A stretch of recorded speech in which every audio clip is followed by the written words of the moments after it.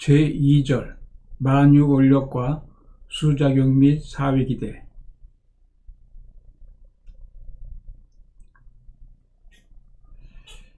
1. 만유원력.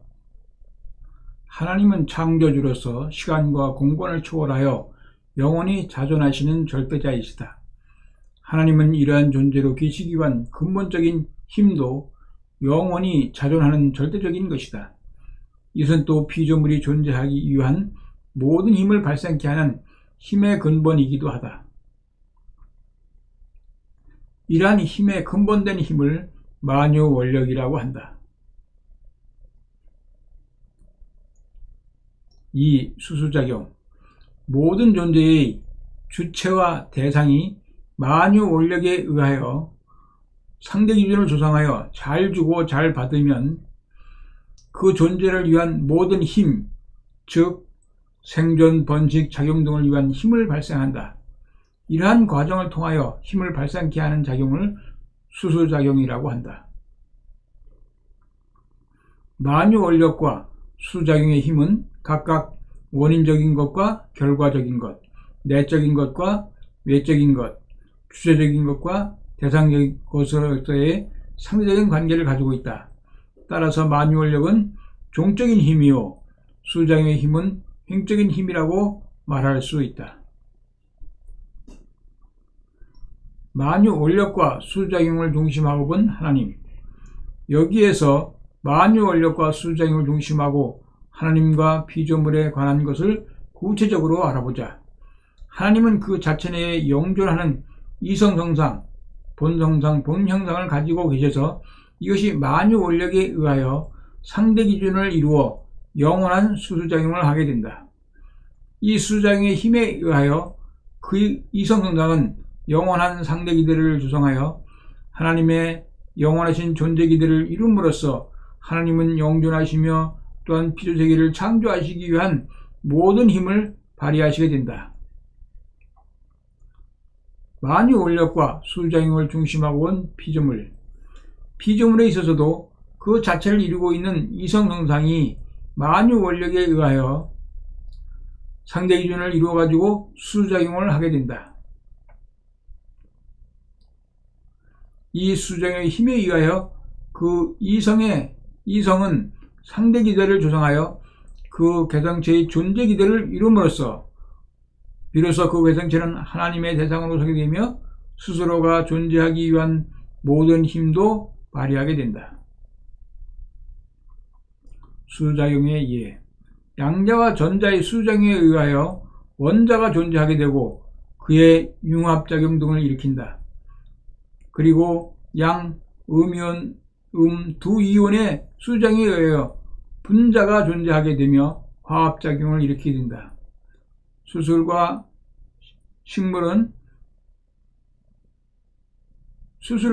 암술, 동물은 수컷과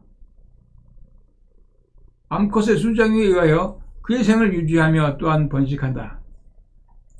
인간의 육체는 동정맥, 호흡작용 등의 수작용으로서 그 생을 유지하고 있고 그 개성체는 몸과 마음의 수작용에 의하여 존재하면서 그의 목적을 위한 활동을 한다. 그리고 가정에 있어서는 남편과 아내가, 사회에 있어서는 인간과 인간이, 국가에 있어서는 정부와 백성이, 세계에 있어서는 국가와 국가가 서로 수작용을 하면서 공존하는 것이다. 양심작용.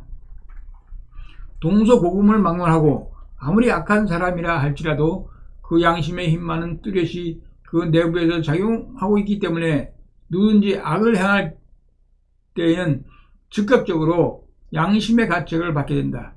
만일 타락 인간에게 이러한 양심작용이 없다면 하나님의 복귀 섭리는 불가능하다. 그러면 양심작용의 힘은 어떻게 되어 생기는 것인가? 모든 힘은 수작용에 의하여서만 생기는 것이다. 그러므로 양심도 어떠한 주체에 대한 대상으로 서서 그와 상대 기준을 조성하여 수작용을 하기 때문에 그 힘을 발휘하게 되는 것이다. 이 양심의 주체를 우리는 하나님이라고 부른다. 수수의 관계로 본 타락과 복귀. 타락은 인간이 하나님과의 수수의 관계가 끊어짐으로써 일체를 이루지 못하고 사탄과 수수의 관계를 맺어 일체를 이루게 된 것을 의미한다. 예수님은 하나님과 완전한 수수의 관계를 맺어 일체를 이룬 오직 한 분의 독생자로 오신 분이다. 타락인간이 예수님과 완전한 수수의 관계를 맺어 일체를 이루게 되면 창조 본성을 복귀하여 하나님과도 수장을 하게 됨으로써 일체를 이룰 수 있게 된다. 때문에 예수님은 타락인간의 중보가 되는 것이다. 요한복음 3장 16절. 기독교는 사랑과 희생에 의하여 예수님을 중심하고 인간 사회의 행적인 수수의 회로를 회복함으로써 하나님과의 종적인 수수의 회로를 복귀시키려고 하는 사랑의 종교이다. 마태복음 7장 12절에 무엇이든지 남에게 대접받고자 하는 대로 너희도 남을 대접하라고 하셨다. 3. 정분합작용에 의하여 3대상 목적을 이룬 사유기대. 1. 정분합작용. 만유 원력으로 인하여 하나님 자체 내의 이성경상, 본성상과 본형상이 상대 기준을 조성하여 수작용을 하게 되면 그 수작용의 힘은 번식작용을 일으켜 하나님을 중심하고 하나님의 실체 대상으로 분립된다. 이와 같이 분립된 주체와 대상이 다시 만유 원력에 의하여 상대 기준을 조성함으로써 수작용을 하면 이것들은 다시 합성일체화하여 하나님의 또 하나의 대상이 된다.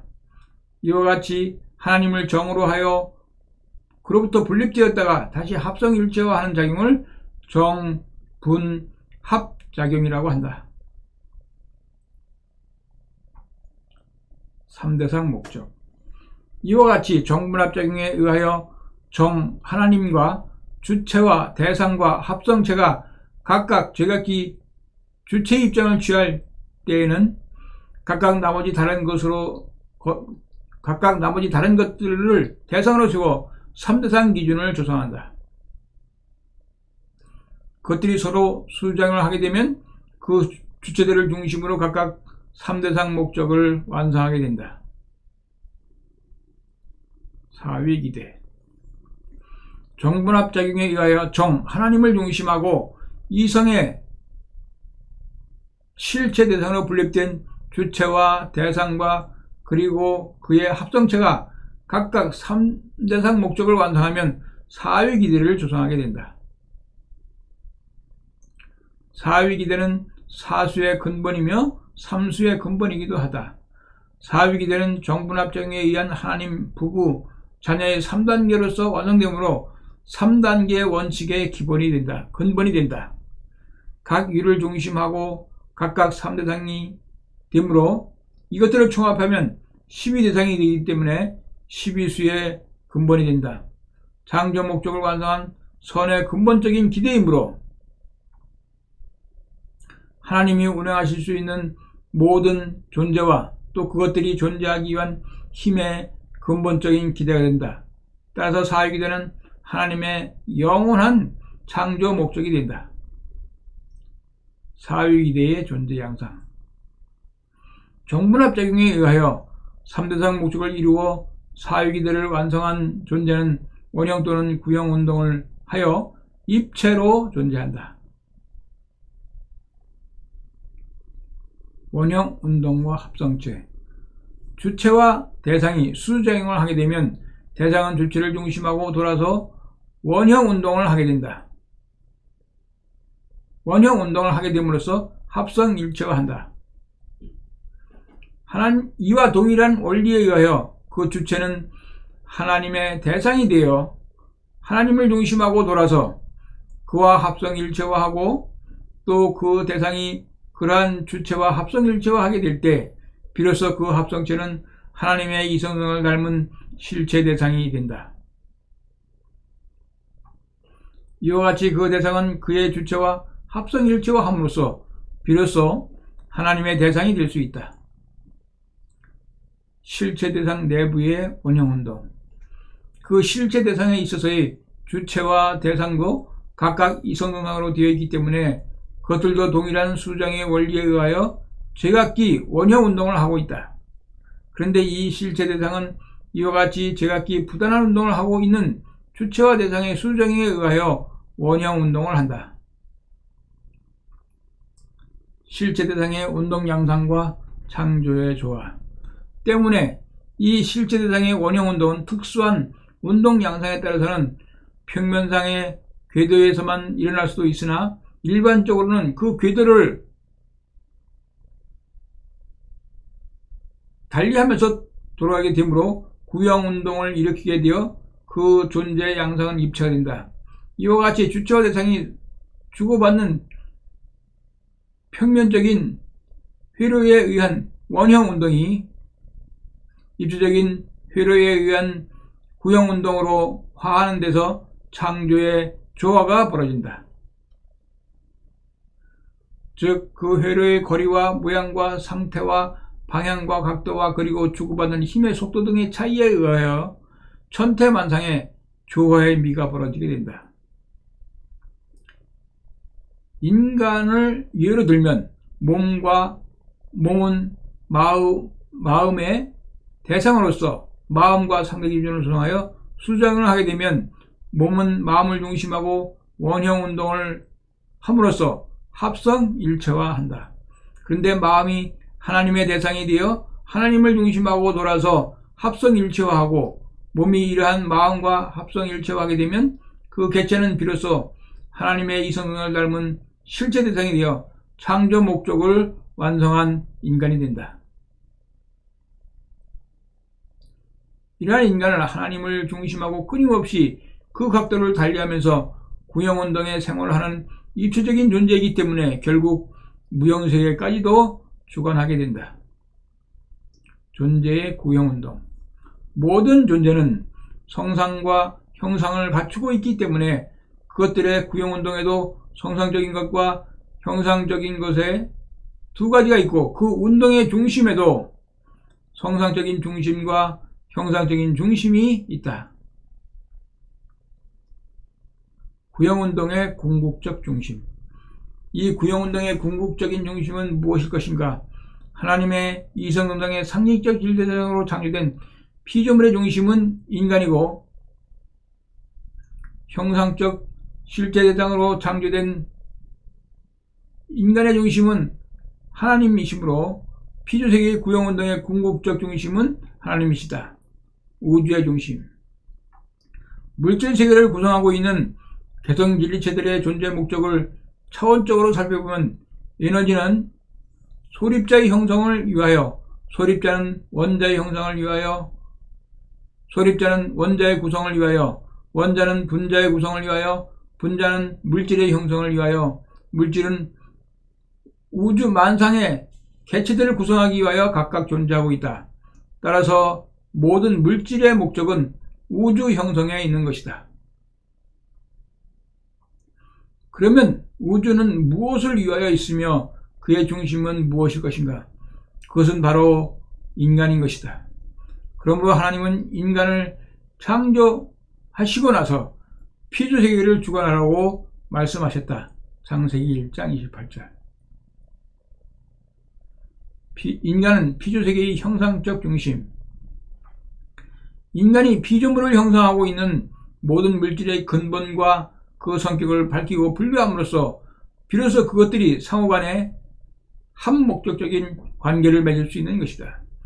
그리고 인간이 있어야만 동식물이나 수륙 만상이나 우주를 형성하고 있는 성자들의 정체가 구분되어 그것들이 인간을 중심하고 한 목적적인 관계를 가질 수 있게 되는 것이다.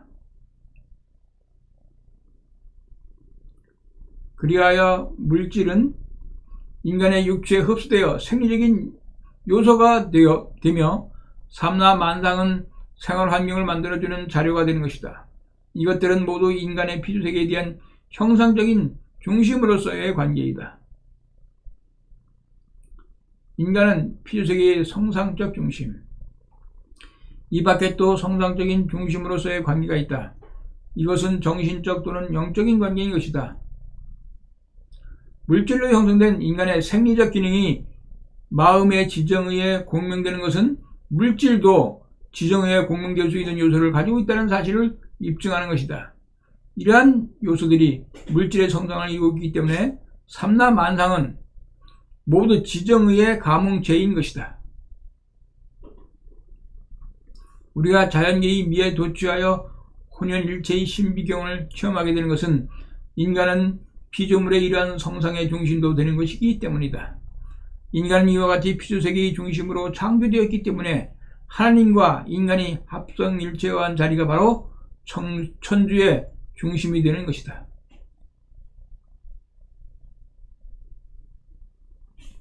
모든 존재가 이성성상으로 되어 있는 이유.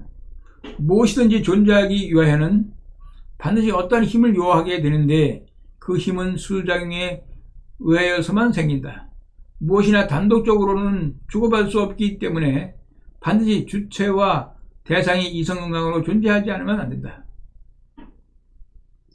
그리고 무엇이든지 영원성을 가지기 위하여는 돌지 않으면 안 되고 돌기 위하여는 주체와 대상이 수장을 하지 않으면 안 된다. 그렇기 때문에 하나님도 영원성을 가지기 위하여 이성성상으로 계시는 것이며 피조물도 영원성을 가지기 위하여는 하나님을 닮아서 이성성상으로 존재하지 않으면 안 된다.